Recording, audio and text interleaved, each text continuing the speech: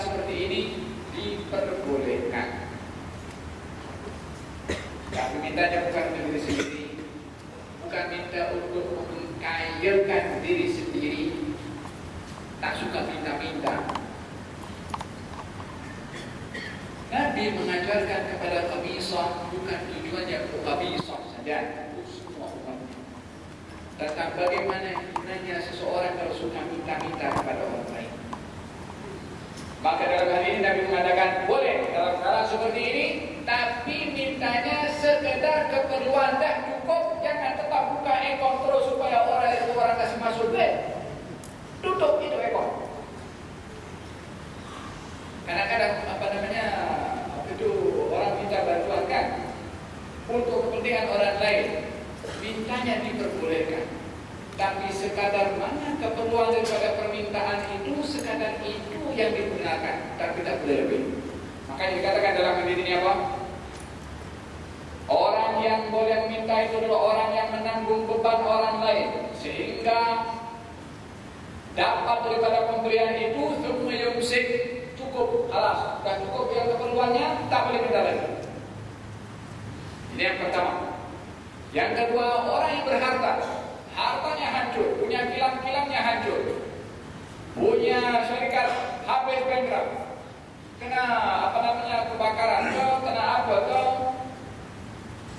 sehingga habis hartanya, maka dia boleh minta-minta sekedar keperluan, boleh cukup makan, bukan minta betul bangun kilang balik.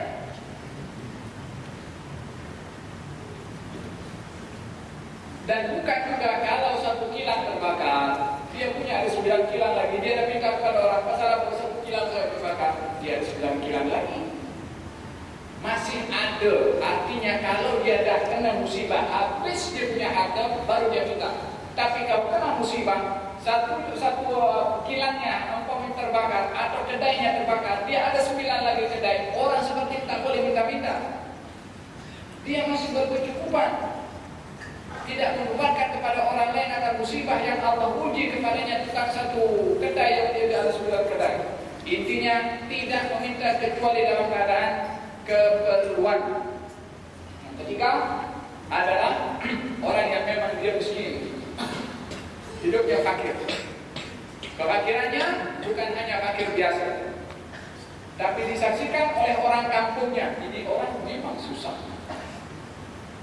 Tapi kalau tetap saya miskin, kalau ada yang menyaksikan 3 orang daripada orang kampung, pasal apa dia ambil daripada orang kampung? Kan orang kampung kenal betul siapa dia.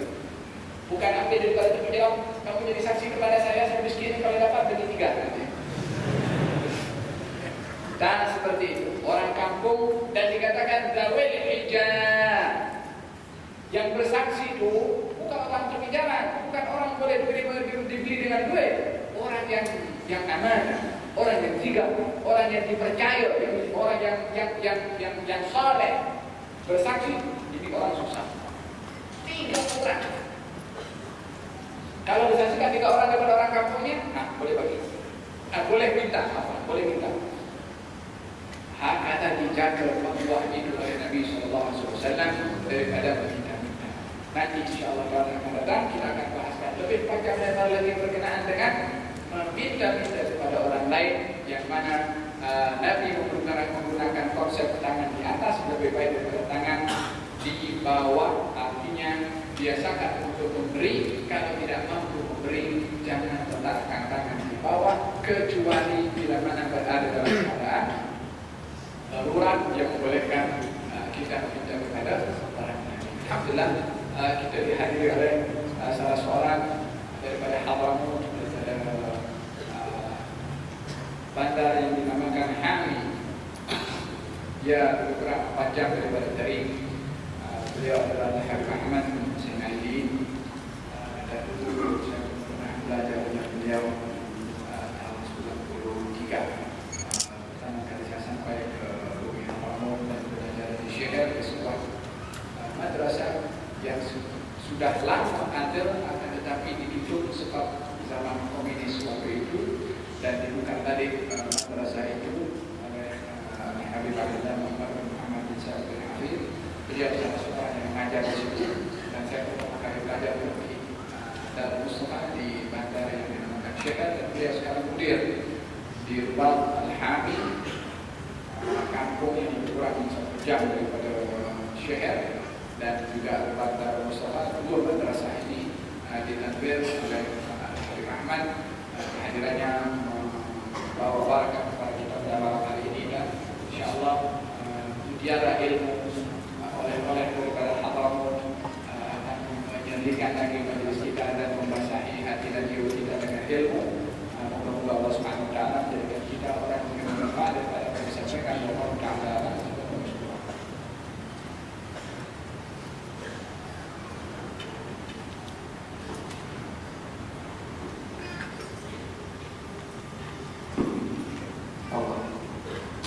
Assalamualaikum warahmatullahi wabarakatuh.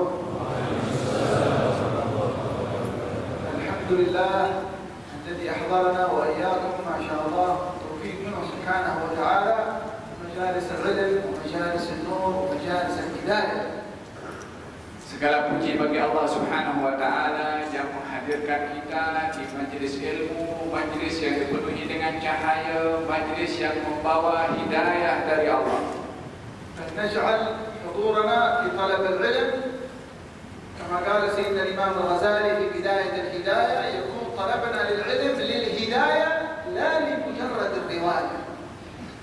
Maka kita dalam menghadirkan matlamat kita di dalam menghadiri majlis-majlis ilmu seperti mana dikatakan oleh Al-Imam Al-Ghazali dalam bukunya Bidayatul Hidayah, bahwasanya kita ketika mencari ilmu itu adalah untuk meraih hidayah. لأن الذي يطلب العلم للهداية يكون خالصا، نيته خالصة لله، ويكون قصده خالصا مخلصا، ويريده الصدق مع الله في طلب العلم، لأنه طلب العلم للهداية، ومعنى الهداية للسير إلى الله والسلوك إلى الله والإقبال على الله. معنى الهداية يعني طريق الاستقامة. Orang yang mematlamatkan di dalam mencari ilmu itu untuk meraih hidayah, bukan hanya sekedar membaca sahaja atau mendengar sahaja, tetapi mencari hidayah adalah nampak akan kesembuhan dan keterusan orang itu di dalam mencari ilmu, disebabkan oleh kerana dengan ilmu yang didapat untuk hidayah itu akan membimbing dirinya, akan membawa hidayah kepadanya menuju kepada jalan Allah Subhanahu wa taala.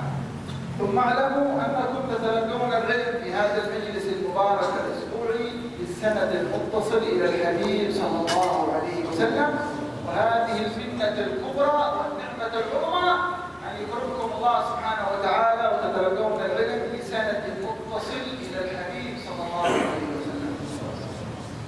Ketahuilah bahwasanya hadirnya kamu semua di majlis mingguan ini, di tempat ini untuk mendapatkan dan mencari ilmu adalah ilmu yang Anda dapat ini adalah ilmu yang mempunyai sanad yang berhubungan pada rantai yang berhubungan sampai kepada Nabi Muhammad SAW, dan ini adalah merupakan satu anugerah, satu nikmat dari Allah kepada kamu semua yang kamu mendapatkan ilmu dengan silsilah yang bersambung sampai kepada junjungan Nabi Muhammad SAW. لأن هذا العلم نور تلقوه الصحابة من صدر الحبيب إلى صدور الصحابة، وانتقل في صدور الرجال والنساء المسلمين والمسلمات قرن بعد قرن، يتلقى من الصدور إلى الصدور. Oleh kerana ilmu ini adalah merupakan cahaya yang diambil daripada hati untuk masuk ke dalam hati, diambil daripada hati Rasulullah SAW. Mereka para sahabat mengambil cahaya ilmu untuk masuk di dalam hati mereka para sahabat, dan demikian akan berpindah cahaya ilmu itu generasi demi generasi kepada kaum muslimin dan juga kaum muslimat. Diambil ilmu itu daripada hati orang-orang yang hebat untuk menaburkan ilmu yang bermanfaat ini. وهكذا كما قال سبحانه وتعالى في القرآن بل هو آيات بينات في صدور الذين أوتوا العلم. هذا القرآن آيات بينات. أين هذه الآيات البينات؟ يقول الله هذه بل هو آيات بينات في صدور الذين أوتوا العلم. Allah Subhanahu wa Ta'ala yang memberitahukan kepada kita bahwasanya ilmu itu adalah mesti diambil daripada dada orang-orang yang berilmu, daripada hati orang-orang yang berilmu. Allah Subhanahu wa Ta'ala berfirman di dalam Al-Quran yang maksudnya bahwasanya ayat-ayat itu yang Al-Quranul Karim adalah berada di hati atau di dada orang-orang yang mempunyai ilmu. Cahaya ilmu itu ada di dalam dada hati orang yang berilmu, maka ilmu itu mesti diambil daripada hati orang-orang yang berilmu. والمسانيد قال العلماء في طلب العلم الإسناد ينقسم إلى 3 أقسام. إسناد في طلب العلم، العلم رواية. إسناد العلم دراية، رواية ودراية وتزكية. اليوم كثير من الناس يهتم بالرواية وبالدراية. يروي قال صلى الله عليه وسلم إنما الأعمال بالنيات، ويدري معنى الحديث. ما معنى الحديث؟ معناه كذا وكذا وكذا، يدري معناه وتخريجاته. لكن يغفل اليوم كثير منا خصوصا طلبة العلم عن السند الثالث وهو سند التزكية. حتى التزكية تتلقى بالسند المتصل إلى الحبيب صلى الله عليه وسلم، كما نتلقى العلم بالسند المتصل كذلك نتلقى التزكية طهارة النفوس وتزكيتها بالسند المتصل. Di dalam kita mencari ilmu itu, wasilahnya, caranya adalah hendaklah mengambil sanad yang bersambung. Di dalam kita mengambil ilmu tersebut yang mesti ada hubungan daripada orang yang kita nak ambil ilmu daripadanya. Di dalam sanad ini, yakni laluan untuk kita mendapatkan ilmu, terbagi menjadi 3 bahagian laluan untuk kita mendapatkan ilmu. Yang pertama adalah sanad riwayat. Sanad riwayat ini adalah orang yang hanya meriwayatkan, membaca, mengucapkan seperti hadis innamal a'malu binniyat. Orang yang membaca, melafazkan itu, maknanya dia mengambil ilmu secara riwayat karena dia menyampaikan. Sanad yang kedua adalah sanad dirayah, artinya pengetahuan, yaitu seseorang yang menyampaikan hadis tadi paham apa maksudnya, bukan hanya sekedar menyampaikan tetapi juga memahami. Ramai daripada orang-orang yang mencari ilmu fokusnya kepada 2 perkara ini, yaitu riwayat, meriwayatkan. Yang kedua adalah dirayah, memahami, artinya melupakan sanad yang ketiga, yaitu sanad tazkiyah, yang maknanya adalah meriwayatkan dan memahami serta menghayati apa yang dipahami berupa pembersihan hati dan jiwa daripada sifat-sifat yang tidak baik. Di dalam sanad tazkiyah ini pun juga diperlukan adanya hubungan dengan garis yang membawa daripada ulama-ulama ataupun orang-orang yang membawa sanad tazkiyah itu sendiri, seperti mana riwayat perlu sanad, dirayah perlu sanad, juga tazkiyah pun diperlukan juga sanad. Alhamdulillah alladzi waffaqana wa iyyakum ورأينا هذه المجالس المباركة في هذه البلاد وهذه الاجتماعات. هذه نعمة من الله، لكن ينبغي لحاضر هذه المجالس أن يعلم أن لهذه المجالس ثمرات، وأن لهذه المجالس بركات، وأن لهذه المجالس رحمات من الله. Saya bersyukur kepada Allah Subhanahu wa Ta'ala dengan adanya majlis-majlis seumpama ini, yang ini adalah merupakan satu nikmat dari Allah Subhanahu wa Ta'ala. Akan tetapi yang perlu untuk kita memahami dan kita mengambil pengajaran bahwasanya di sebalik adanya majlis-majlis seumpama ini, mesti nampak buah daripada majlis ini, mesti nampak barakah dan juga rahmat daripada majlis-majlis seumpama ini kepada diri kita. ولم يهيئ الله الأسباب لإقامة هذه المدارس والمجالس إلا وهو يريد أن يقرب سبحانه وتعالى، وهو يريد أن يدري سبحانه وتعالى، وهو الذي يعطي سبحانه وتعالى.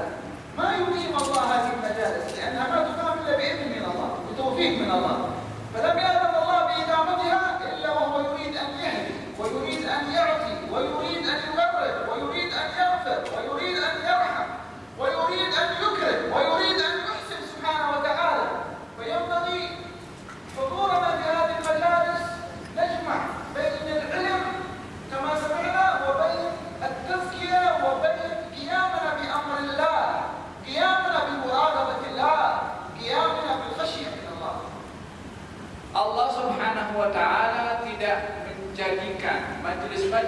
seumpama ini ada, dihadiri, dan juga dapat berlangsung dengan baik, melainkan Allah Subhanahu wa Ta'ala dengan kemudahan adanya majelis seumpama ini, Allah menghendaki kepada kita untuk memberi, Allah menghendaki untuk mengampunkan, Allah menghendaki untuk merahmati, Allah menghendaki untuk membimbing kepada kita dengan adanya majelis-majelis seumpama ini, yang mana sepatutnya bagi seseorang yang diberi kemudahan untuk menghadiri majelis-majelis seumpama ini adalah mengambil manfaat daripada ilmu yang didapat dan juga penghayatan kepada ilmu itu yang membawa kesan dan ke dalam hati dan sanubari orang yang hadir di majelis seumpama ini.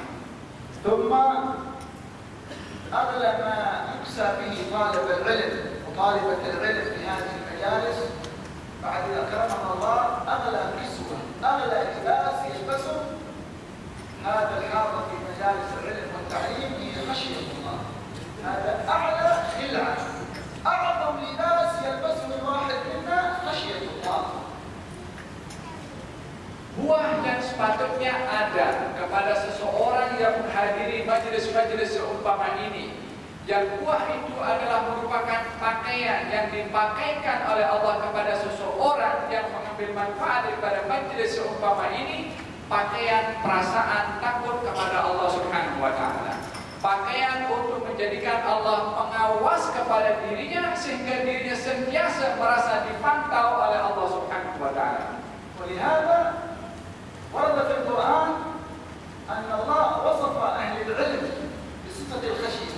عندهم أوصاف كثيرة، عندهم الأخلاق وعندهم العبادة وعندهم العلم وعندهم قيام الليل وعندهم الصدقة وعندهم غيرها من الأعمال الخيرية، لكن الله ما وصف العلماء إلا بصفة الخشية، فقال سبحانه وتعالى إنما يخشى الله من عباده العلماء. إنما يخشى الله أداة حصر، إنما يخشى الله حقيقة الخشية مع من؟ مع أهل العلم. فينبغي أن نتحسس في طول حياتنا هل نحن نخرج من هذه المجالس بهذا الوصف العظيم، هذا اللباس الفخيم، لباس الخشية من الله. إنما يخشى الله من عباده العلماء. Di dalam Al-Quranul Karim, Allah Subhanahu wa Ta'ala mensifatkan orang yang berilmu itu dengan sifat rasa takut kepada Allah Subhanahu wa Ta'ala.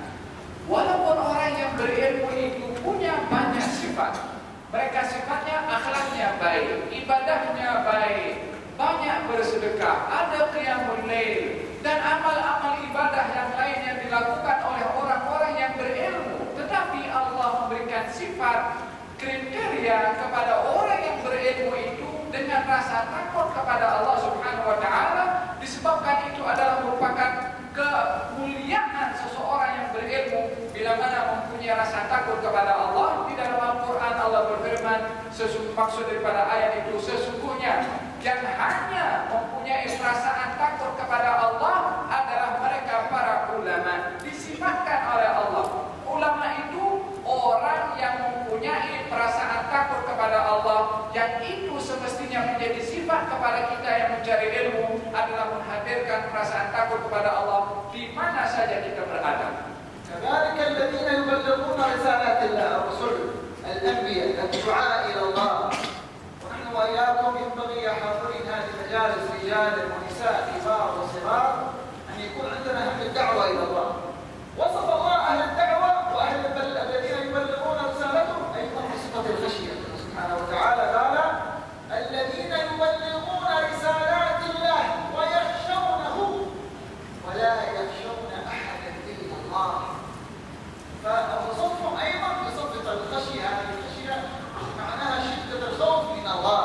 وينبغي للحاضرين كلنا رجال ونساء وكبار وصغار أن يكون عندنا الدعوة إلى الله.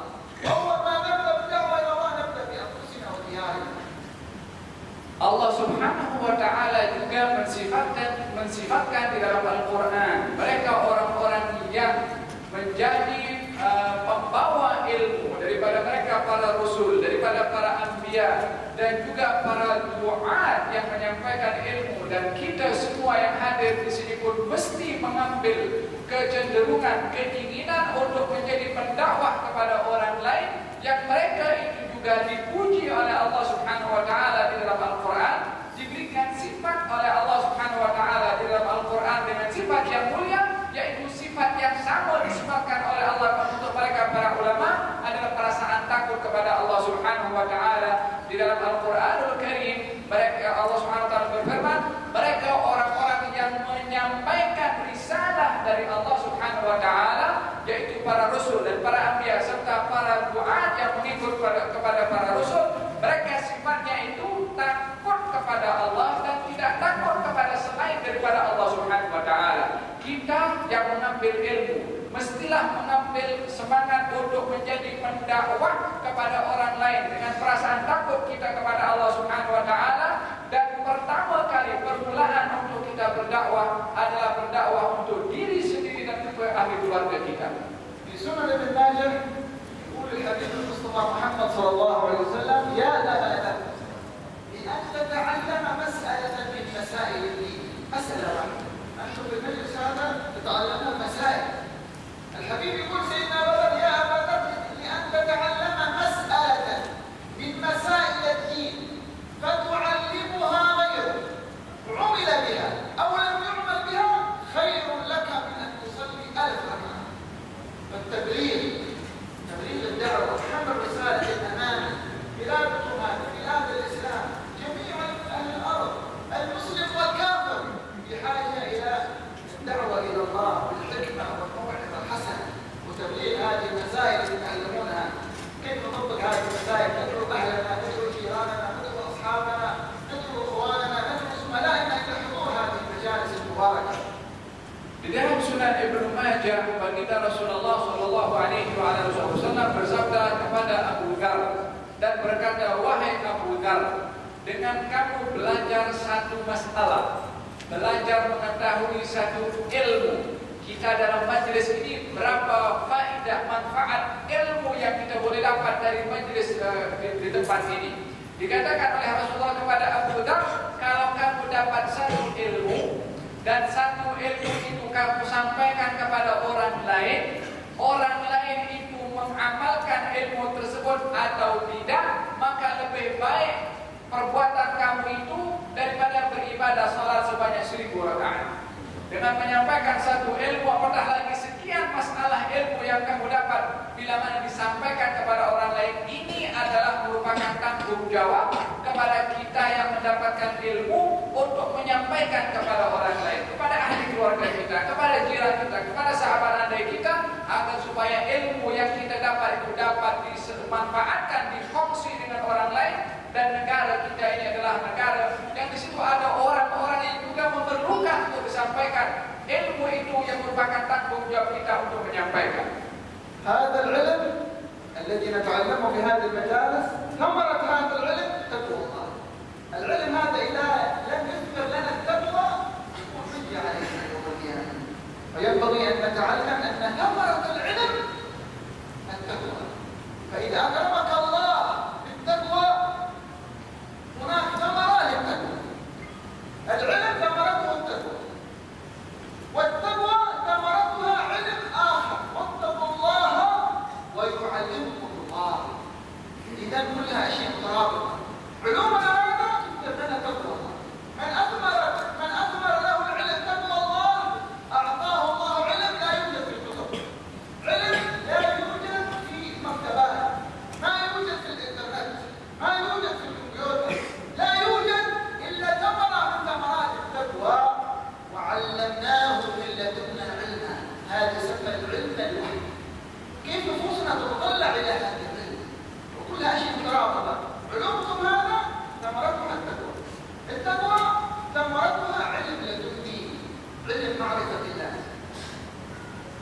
Ilmu yang kita belajar ini mesti melahirkan perasaan takwa kepada Allah Subhanahu wa taala, karena ilmu itu dicari untuk mendapatkan rasa takwa kepada Allah Subhanahu wa taala. Bila mana ilmu yang kita belajar ini dapat melahirkan dan membuahkan takwa kepada Allah, Allah Subhanahu wa taala akan memberikan ilmu di atas ketakwaan kita kita yang kita dapat daripada ilmu yang kita dapat belajar untuk kali pertama. Wattaqullaha wa yu'allimukumullah. Bertakwalah kamu kepada Allah, Allah akan berikan kepada kamu ilmu yang lain. Tapi ilmu yang lain ini didapat setelah kita bertakwa. Takwa ini didapat setelah kita belajar ilmu. Maka ilmu membuahkan takwa, takwa itu membuahkan ilmu yang lain daripada Allah Subhanahu wa taala. Ilmu itu adalah dinamakan ilmu pemberian langsung dari Allah Subhanahu wa taala yang mungkin tidak ada di kitab, tidak ada dekat library, tidak ada dekat internet, tidak ada dekat komputer, tak ada di mana-mana. Ilmu yang Allah bagi kepada seseorang yang ketika belajar melahirkan ilmunya itu ketakwaan kepada Allah Subhanahu wa taala, sebagaimana di dalam Al-Qur'an Al-Karim Allah berfirman, wa 'allamnahu min ladunna 'ilman, kami Allah akan mengilhamkan, mengajarkan daripada diri kami dan dari Allah ilmu yang dinamakan ilmu laduni. Nas'alullah an yuhyi qulubana wa iyyakum insyaallah. Semoga Allah Subhanahu wa taala menghidupkan hati dan jiwa kita. Wa hayat hadhihi ثمرة هذه المجالس حياة القلوب. نسأل الله يحيي قلوبنا وإياكم إن شاء الله. Buah daripada majlis ini adalah segarnya hati dan jiwa kita. Moga-moga Allah Subhanahu wa taala menjadikan hati dan jiwa kita segar dengan ilmu. ومن أحيا الله قلبه عشق القرآن وعشق ذكر الرحمن. Orang yang hatinya itu dihidupkan oleh Allah Subhanahu wa taala, menyadar dan bercahaya, pasti dia akan suka kepada Al-Qur'an dan suka menyebut nama Allah. من أحيا الله قلبه صفى هذا القلب. وتحدث سيدنا عثمان لو صفت قلوبنا ما شبعت من كلام الله. Kalau seseorang itu sudah tersinari hatinya dan jiwanya dengan ilmu tadi dan bersih hatinya daripada noda-noda, maka dia atau hati orang itu akan sesuai dengan apa yang dikatakan oleh Sayyidina Utsman bin Affan yang berkata, kalau hati kita ini bersih maka tidak akan kenyang daripada membaca Al-Quran. وَمَنْ أَحْيَا اللَّهُ قَلْبَهُ أَحَبَّ الطَّاعَةَ وَكَرِهَ الْمَعْصِيَةَ.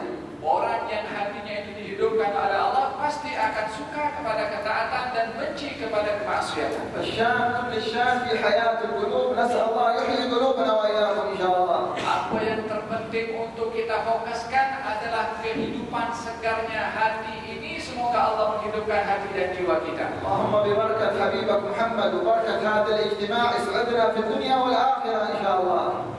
Ya Allah, dengan keberkatan Nabi Muhammad dan juga keberkatan anugerah yang Kau berikan kepada kami pada malam hari ini, moga-moga Allah Subhanahu wa taala berikan anugerah terbesar kepada kita. Hadar walau haja as'al Allah yaqdiha insyaallah. Yang ada hajat dan keperluan kepada Allah, moga-moga Allah dengar dan tunaikan hajatnya. Wa yaj'al Allah kullu wahid min al-hadirin wal hadirat qurrat 'ain al-habib sallallahu alaihi wasallam. Moga-moga semua yang hadir daripada kalangan muslimin dan juga muslimat digolongkan daripada orang-orang yang menjadi sebab kegembiraan pada Rasulullah. Wa najtami'u wa iyyakum 'ala hawd al-habib al-Mustafa sallallahu alaihi wasallam.